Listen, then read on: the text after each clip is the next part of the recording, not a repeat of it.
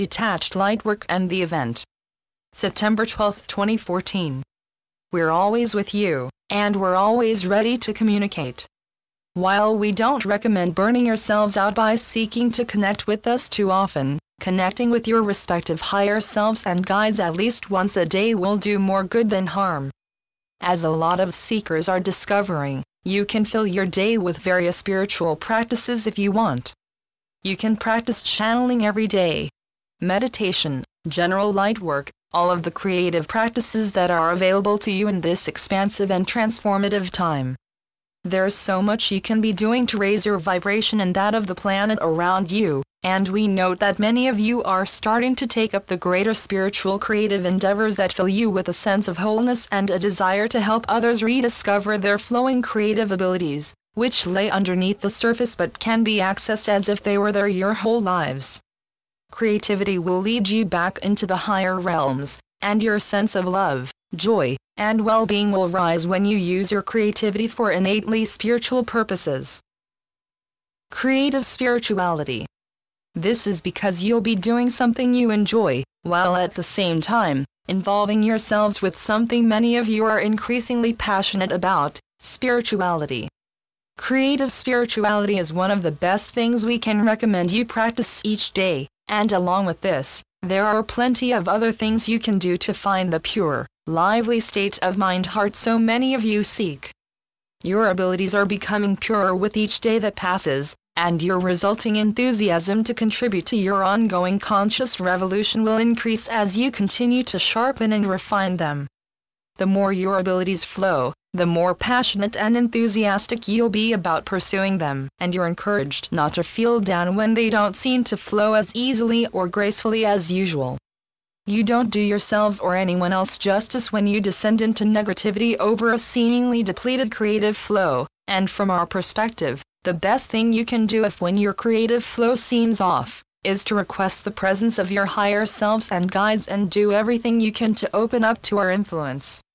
Even if you don't want to connect with your higher self specifically, you can open up to the higher facets of your consciousness that are descending onto your minds and hearts. Keeping in mind that your conduits for these greater aspects of your consciousness will help many of you strengthen your creative flow when it could otherwise be depleted, and will also recommend meditation or another method of spiritual attunement to help strengthen and refine your creativity.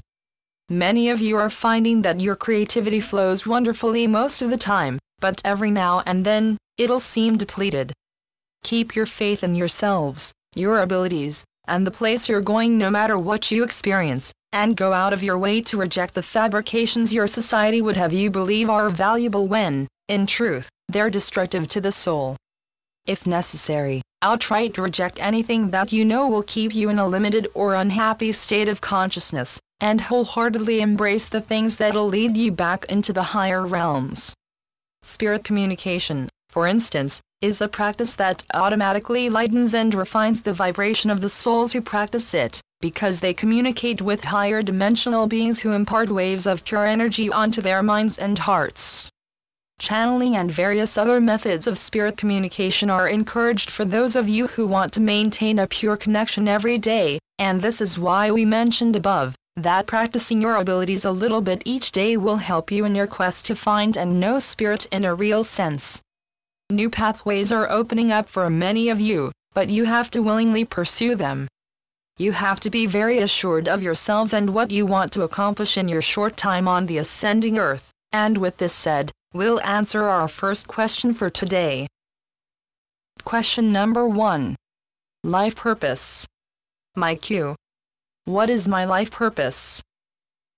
As we've said before, our answer on this day will be specific to our reader, and other seekers' paths are very different. You, dear reader, are intended and encouraged to use your creativity to help the rest of humanity become aware of the ideas and concepts you've started to grasp, but beyond this, your job is to simply observe. Watch the things playing out on your world from an open-minded and open-hearted point of view, and, when necessary, give your light to certain people and situations. Your mission, Beyond using your creativity to help bring humanity into the light, which is a very general mission that most of the conscious community has taken on, is to watch everything that plays out, in your personal life and on the world stage, with an open, loving heart and a detached perspective. Don't emotionally attach yourself to the things you witness day in and day out, and instead, send them your beautifully potent healing energy.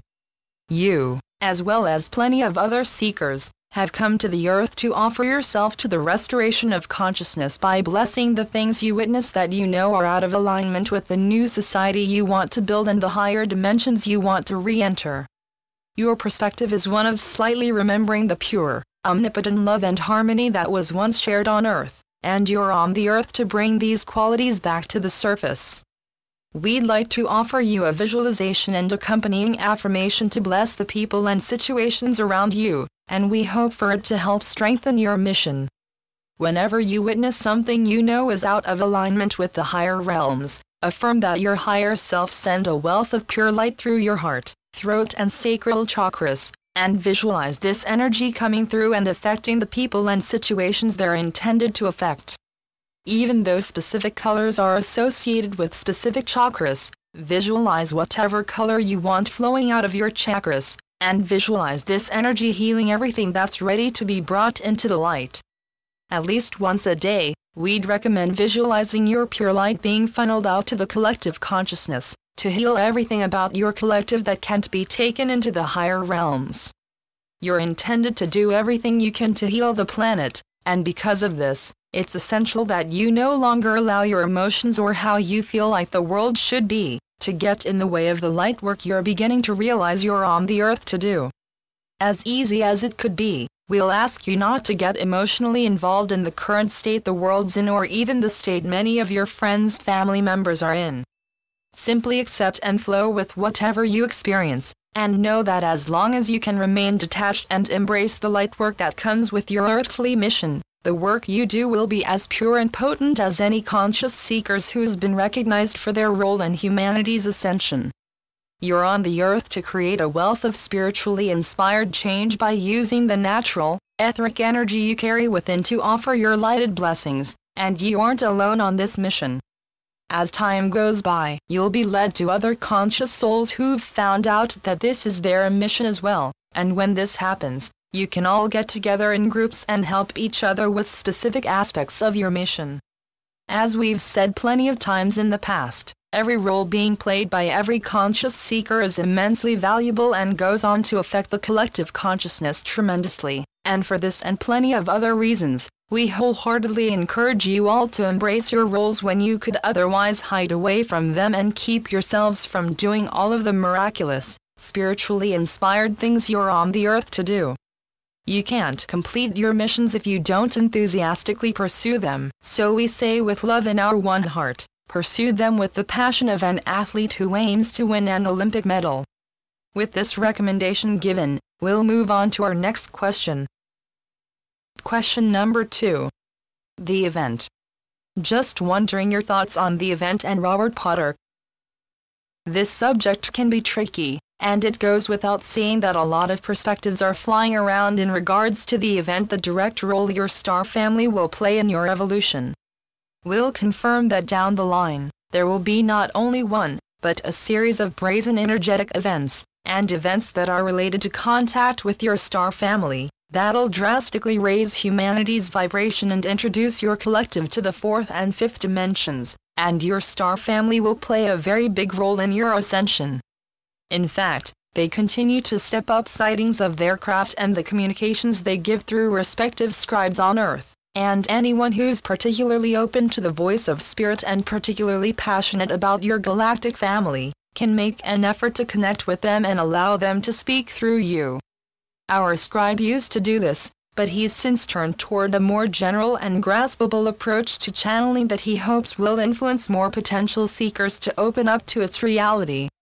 This is his path, but the paths of other seekers entail directly connecting with your galactic family and allowing them to speak through you, and offer a wealth of advice and guidance related to your ascension path, the future you're entering and creating, and the role they and their advanced, organically etheric technology will play in it.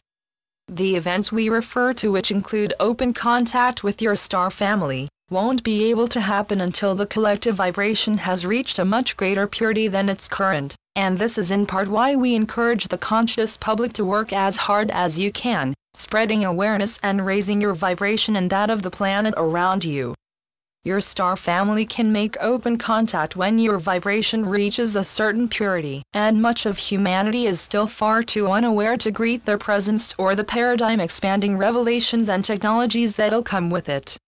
This doesn't discredit the validity of the event or other similar events that'll happen around the same time as it, but we don't intend to refer to it as if it's about to happen tomorrow or soon, because as we and you alike have learned, your physical time isn't a great measure of when certain spiritual phenomena will happen.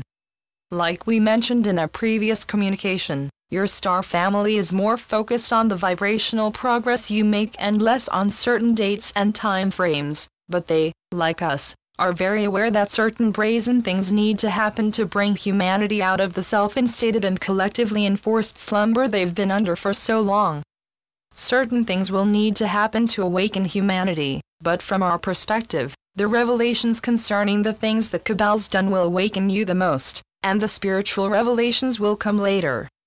There was previously a plan for your star family to make themselves known if your governments didn't disclose their existence, but this plan has changed to include a financial restructuring and a different sort of disclosure, a disclosure of the evils the Cabal has committed all across your planet for centuries. Unless plans change, and they change a lot, this is set to be the initial information you learn that points to your history and present being very different from what you've been programmed to believe.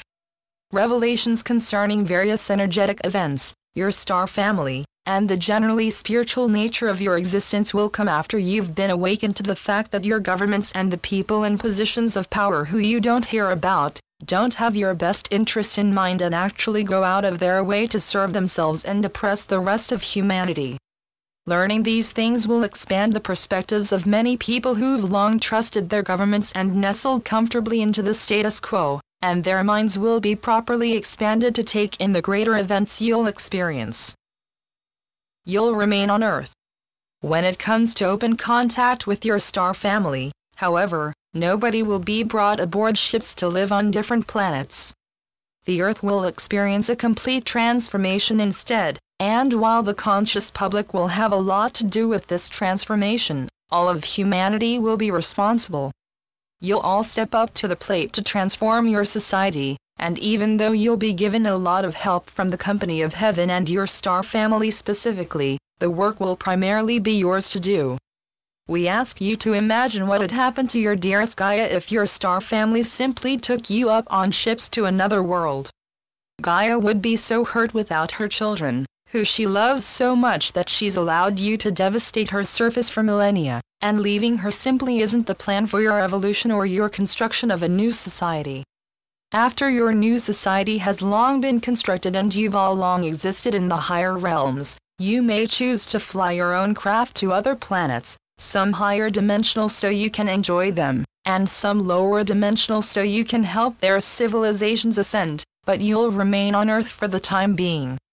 Gaia has been ascending for some time, and most of her consciousness has long been rooted in the fifth dimension despite the destruction that continues to plague her surface. She invites you to catch up with her, and she asks you to see how important it is to remain on her surface and heal everything that's been done to keep her and you in poor states of health. You may think you've entered a new world by the time every crystal city is built, every free energy generator is disclosed and the pollution that once plagued you is a thing of the past, but you'll still be on Earth, a much more advanced, crystalline Earth who can directly communicate with each of her conscious, receptive children. Gaia waits for you all to connect with her, and just like your star family, you can make a pure connection with her if you feel particularly inspired. In doing so, you might receive a lot of revelations about the necessity to remain on her surface and do the healing and transformation work that needs done to bring yourselves back into the light, and we hope to have satisfied our readers' quest for answers regarding the event. We'll make our final expressions for this communication with encouragement to embrace living on Earth. We'll also encourage you to embrace the events that lay ahead, because you're in for a lot of surprises. You're destined to experience things you would have never thought or expected yourselves able to experience, and as you'll learn, your history and future are nothing like you've been led to believe. You have so much to learn about the spiritual nature of your existence, and the presence of various higher dimensional souls on and around your planet who are doing everything they can to help the conscious public thrive, and we encourage you to keep being a part of your conscious revolution every day, which you can easily do by pursuing your creativity and the flowing love that comes with it. Creativity and spirituality are two of the most empowering things you can pursue, so we'll encourage you all to pursue them when you could otherwise focus on things that don't fill you with a good vibration or a sense of passion or wholeness. You have a lot of divinely inspired work to do, and while some seekers' work revolves around simply watching the things that play out from a lovingly detached perspective, others are on the earth to work very directly to bring humanity into the light. Your work is valuable and appreciated, and you're endlessly encouraged to pursue it, no matter the obstacles you face.